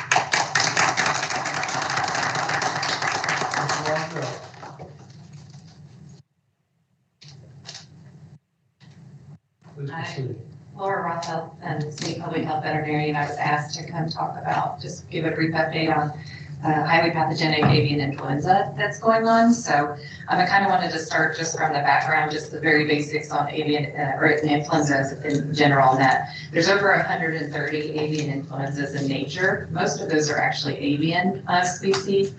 And that wild aquatic birds are the natural reservoirs. And it actually it replicates mostly in their intestinal tract. So in birds, we think of like a fecal oral transmission. So it's a little bit different than respiratory for humans. And so that's why we look at birds being able to spread it very quickly, is because, you know, obviously everybody's been, either their car themselves has been hit by a bird dropping. So now every time that happens, just think there might be an influenza virus in there. So it's just pretty much everywhere. And so, you know, this has been worldwide. And, you know, for us in the United States, it's actually been considered, so highly pathogenic avian influenza has been considered a foreign animal disease. And it's been a disease we've been trying to keep out of the United States for many, many years. We did have an incursion of it back in 2014, 2015. It was a different strain than what we have currently, but we were able to kind of eliminate it. It just sort of, you know, died out then. Unfortunately, the picture looks a little bit different now. So I'm sure if you read any of the news or you've heard anything, you must know that there has been something going on with highly pathogenic avian influenza. So what happened is in about mid-January of 2022, so this has been going on for over 2 years, there was an incursion of H5N1 in wild birds, and that was first identified in North Carolina and South Carolina for the United States. And it actually was strongly genetically related to the Eurasian lion, which actually, if you think about like migratory bird patterns, we can actually, there's migration patterns that go across from Asia, across like the North Atlantic into Canada, and then down, there's a flyway down that way. And so that's kind of the theory that happened and how it just happened to be that it was first picked up in North and South Carolina. And then by February the next month, there was the first commercial outbreak in poultry. And since then, let's see, there's been over 1,100 farms, over 100 million birds, and in 48 states for poultry. And for the wild birds, it's been identified now in all 50 states. So for all purposes now, it's endemic here. There's pretty much no way we can eliminate it. So it's not necessarily a foreign animal disease, although USDA, Department of Agriculture, they're all going to treat it still as very much like a foreign animal disease. It's very much on their radar, and they're very serious about trying to keep it out of the commercial industry because it's costing millions and billions of dollars.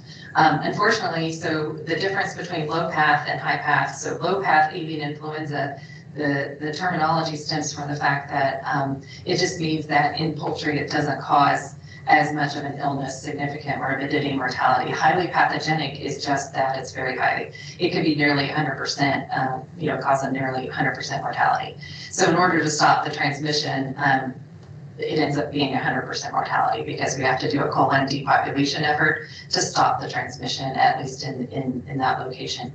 And so that has been going on for a couple years now. And then in May of 2022, so we're still 2 years ago, they started identifying this virus in certain species of mammals. And so since then, it's been identified in multiple species of mammals across the United States. It's been in terrestrial as well as aquatic marine life, so marine mammals have been affected as well. There's been some seal die-offs in South America and some other quite tragic stories.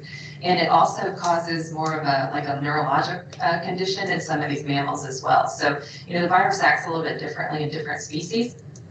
But for, like I said, for the poultry, it's very, it causes them to be, it's a very classic sort of disease in the birds, and it is sort of readily recognized in them. But then come March, let's see, I'm gonna get my timeline right. March of 2024 was the first confirmation in domestic livestock, and that was in dairy cattle in Texas and Kansas.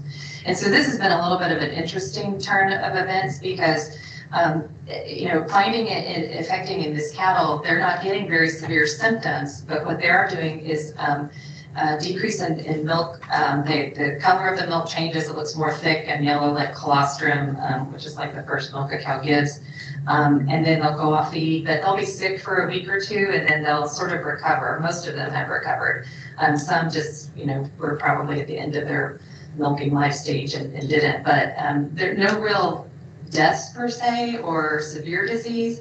But what they are finding is that the virus replicates and is found in very high levels in the mammary tissue. So it is secreted in very high levels in the milk, which is just kind of an interesting finding.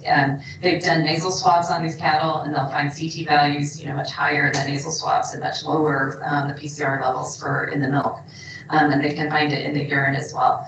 And then since then, because of the nature of milking of cows, there's definitely a very close contact with people, right? So there's got to be people who've got to be assigned to, we're not hand milking in most places anymore, but somebody actually has to attach that milker to the cow.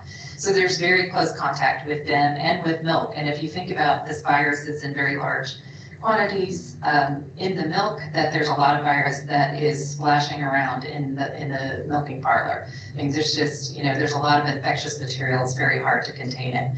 And the other thing is that there's a challenge in trying to tell dairy workers to wear PPE because, they're not used to working in a surgical, sterile environment. They're working in a dirty, hot, nasty environment. And to tell them to wear a gown, and I mean, they're already wearing boots and everything, but to tell them to wear, gloves and goggles and face masks and, they're just not going to do it. And so there's been a huge challenge for us as well, because since then we've actually identified several cases in humans. I think we're up to, it's about 10, I think now. I can't remember where my number is. Of course, it's changing all the time. Get down here, 11 human cases, actually, I looked it up again last night. So 11 human cases in the US, 36 cases worldwide from just the last 2 years. Let me back up. So this H5N1 was identified originally in poultry in 1959. The first humans were identified in 1997 in Hong Kong. And then since 1997 to date, there have been 919 cases in 24 countries. Now that's a 51% case fatality rate with that virus. And so that's the big concern, is that potentially the disease could be more severe in people when it does transfer from another species into humans. Of course, with everything, the case fatality rate could go down because we only catch the most severe cases initially with these processes. So there could be some more mild or more asymptomatic cases that were never captured. So I would take that with a grain of salt. But anyways, the big concern is that, we were always watching these influenzas because they can mutate. And so from the avian influenza standpoint, as those viruses transfer amongst birds, there's really very little variation. But once it gets into another species, there's a high risk, a high chance of antigenic shift and drift and everything. And especially if you start to think about, we call pigs the mixing vessels. So, if you got poultry and pigs together and you got human virus interspersed with all of that, then that's the cauldron of a pandemic. And so that's the fear that everybody has. So from a public health standpoint, we have to look at it as, we want to be prepared and we want to be sort of first to the game, but we also don't want to spread panic and fear. So it's always a balance that we have to do. From the agriculture side, this is still very much an animal health emergency. It's actually the largest animal health emergency this United States has ever experienced. But it's still very much sort of in their ballpark because the cases have been it's been so few. They have been very mild so far, although they've had very striking conjunctivitis. So there's a New England Journal article that came out with that, and if you want to look that up, it has a very, very, very bad conjunctivitis. I mean, the eyes are pretty blood red. And they're thinking, potentially like, in a dairy situation, if your hands are dirty and you touch your eye or something, maybe that's it. Maybe there is a little bit of aerosolization. They don't know. The other big point to know is that, I mentioned the virus is at high levels in the milk. There's been concern, of course, for the dairy industry. They have found viable virus, in milk products that are not pasteurized. However, the FDA has done pasteurization studies, and they have determined that the normal pasteurization is effective at killing the virus. So then when they do additional studies, they will find viral particles. You may see that in the news, that you may read an article where they found viral RNA or something in pasteurized milk. Well, it's been proven to be non-viable. So they've done their egg cultures and they cannot culture the virus from that. So there's a little bit of a messaging problem there for us as well. Messaging challenges on both ends because number one, from public health, we don't endorse drinking of raw milk to begin with. So we always encourage pasteurization, and we do encourage it for this as well. It's very effective and has prevented, illnesses and deaths. And so we continue to spread that message.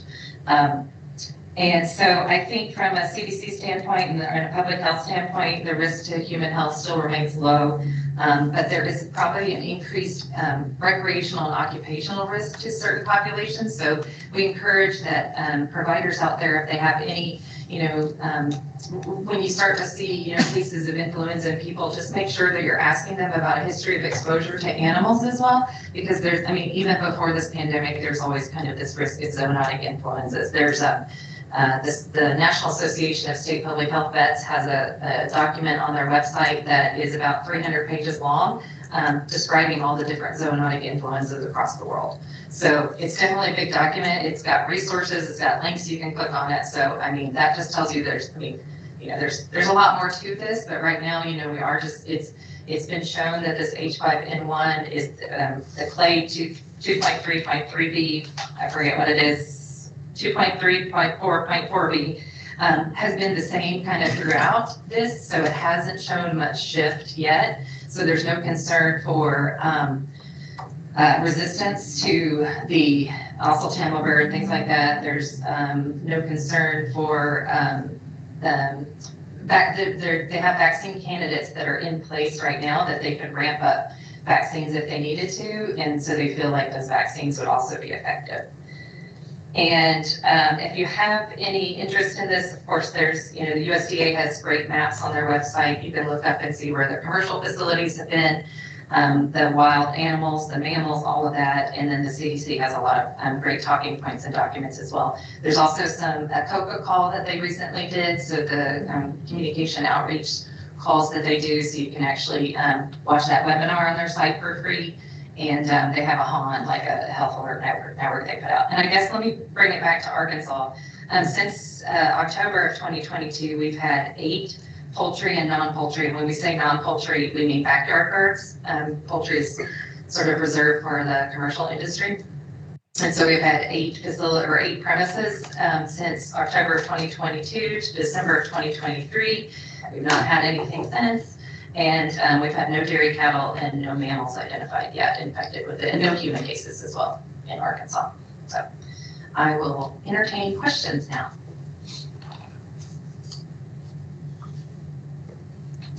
Yes, Dr. Warner. So you mentioned the risk was fairly low with humans, and I definitely agree with you there, because it's been identified in 169 herds, I believe. Yes. And most of your dairy herds nowadays are in the thousands of heads of cows that they're milking.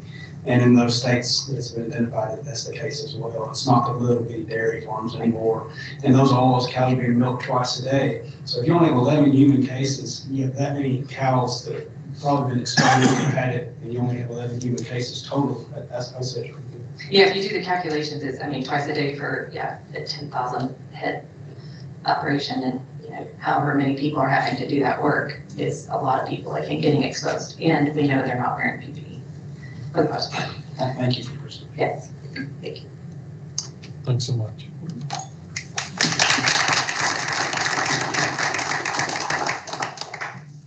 So I guess I'm next to make some remarks. So I don't have a spreadsheet or anything to talk from, but let me just say this. I've been on the health department board now for a number of years, and I've been in healthcare for many, many years. It's a long time. And so, I'm thankful that you guys are all here wanting to serve and what you do, and the people behind me and what you all do is very, very important to our state and to all the people that live in our state. And there's a huge need here. And as you know, Arkansas is behind in a number of ways and such. And I remember my late wife told me every day before I go to work, she said, remember who you serve today.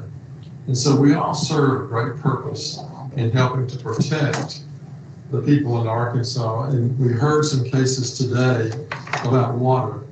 You think that that'll all be handled properly all throughout our state and such, but there's issues. There's money and issues about water.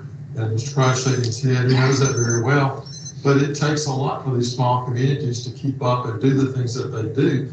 That's critical to the health of those communities. And there's a lot, we're a rural state, and there's a lot of things in our state that need help.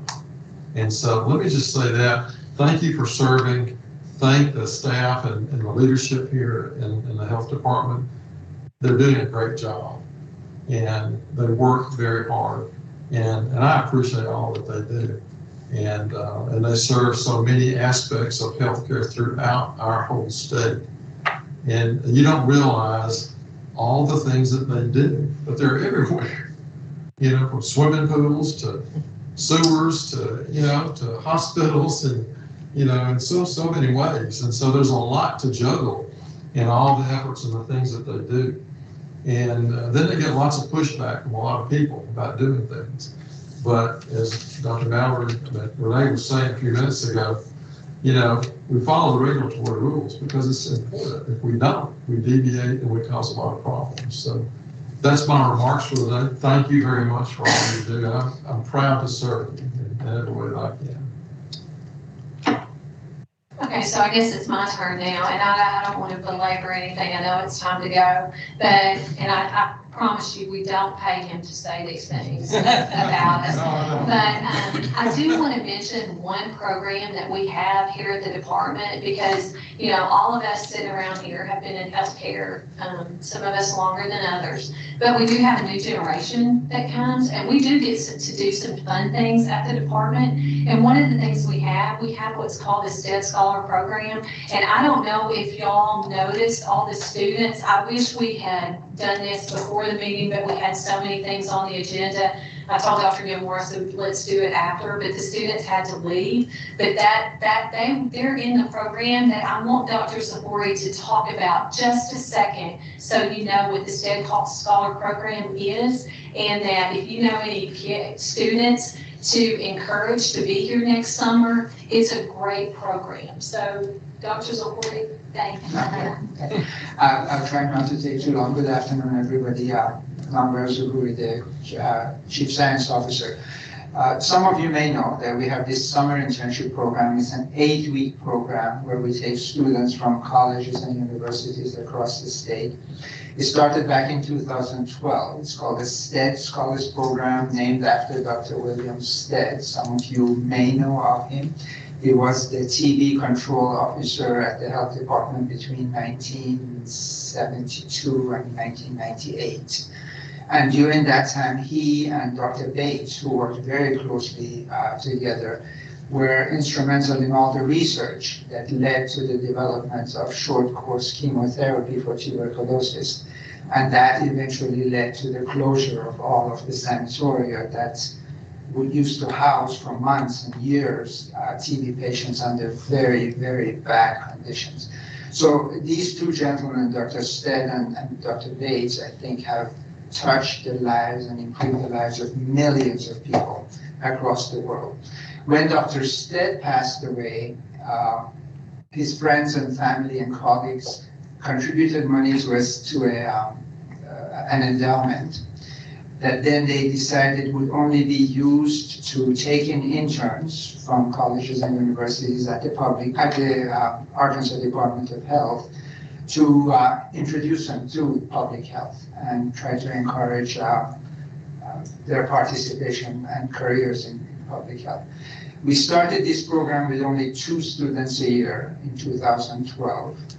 Over the years, with the support of the health department, additional funding from the health department, and also now funding also from the College of Public Health, we've been over the years able to take in more and more students.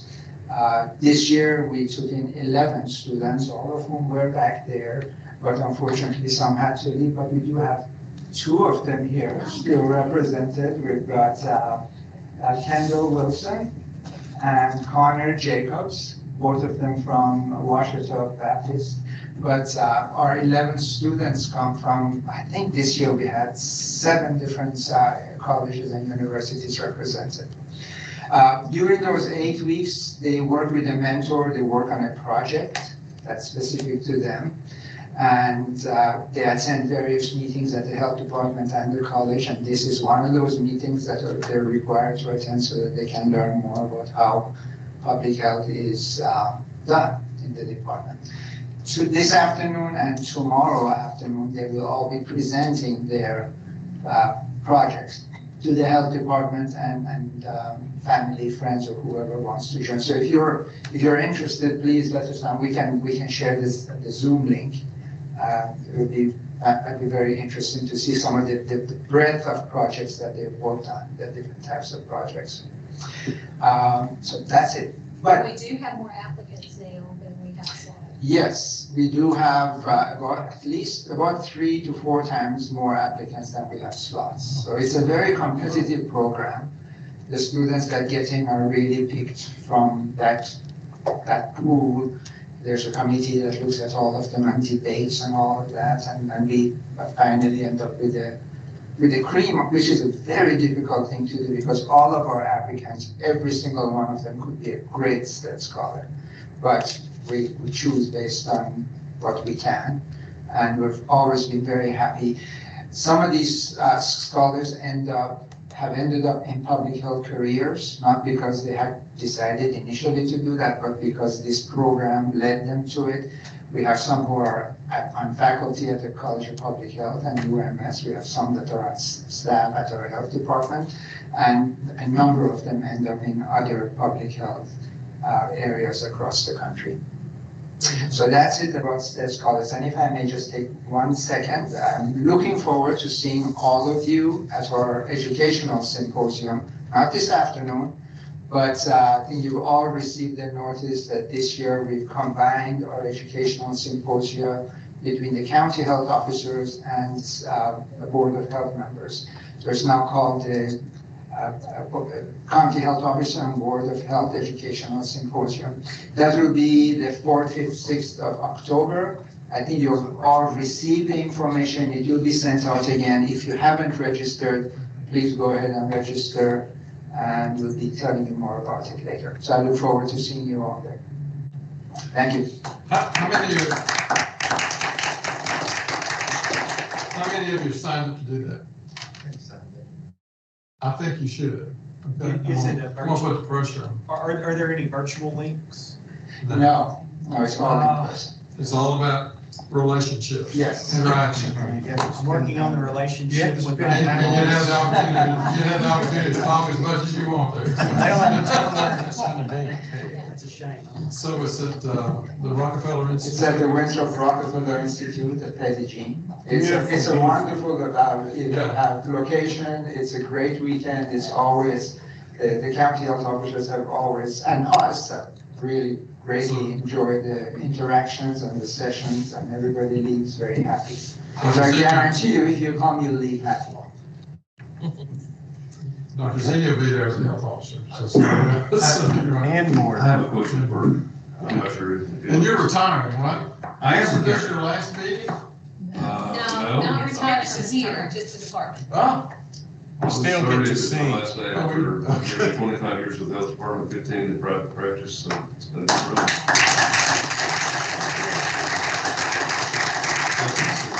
Usually, I feel pretty good about backing out. The question I had was that I know UAMS has a thing that connects with donors and philanthropy. Do we have anything like that at the health department? I mean, what if somebody wanted to, I want to include you, I will, or I want to, what kind of programs do you think would be good from a private beneficiary? Endowments or something like that? I mean, is there any? Yeah. Thank you. Some states have public health foundations, but we do not. So if anybody would like to give money to support public health in Arkansas, I would encourage you to find a group doing the type of work you want to do and get to that. Are there such foundations now? Yes, we don't have one in Arkansas. For the department. For the department. There's different initiatives around the state looking at public health, but they're not like a state public health foundation. Dr. Dillhay and I discussed that a little bit, but I just kind of want to bring it into the entire forum of the health department. One of the ideas, like, it's sort of like the Arkansas Game and Fish Commission has the Arkansas Game and Fish Foundation. I think that promotes the Arkansas Game and Fish Commission, the foundation is a private entity. I mean, they sell baseball caps, shirts, and contribute money for projects. But it's sort of like that, I think. Good idea. Right. Motion to adjourn. I move. All right, we're adjourned. Thank you all.